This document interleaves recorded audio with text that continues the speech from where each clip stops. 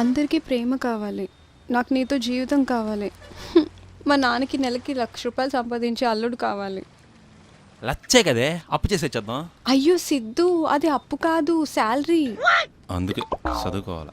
అందరూ వినండి, ఒక అమ్మాయి ఒక అబ్బాయిని వద్దు అనుకోవడానికి ఎంత టైం ఆలోచిస్తుంది?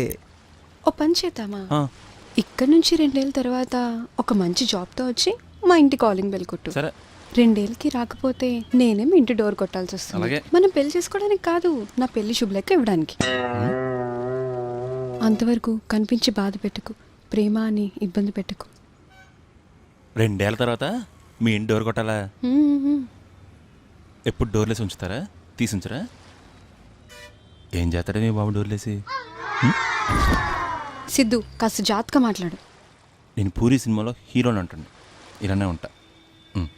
అయినా 20 ఏళ్ళకి మేసం వేసరికి రావట్లేదే. 22 ఏళ్ళకి ఉద్యోగం అక్కడి నుంచి వస్తుంది. అయినా మీ బాబు ఏమైనా 22 ఏళ్ళకి ఉద్యోగం చేశాడే? మీ అమ్మ తెచ్చిన కట్టిన డబ్బులతో వ్యాపారం చేశాడు. ఛీ, ఎక్కడికి వెళ్ళిపోతున్నావే? కూర్చో.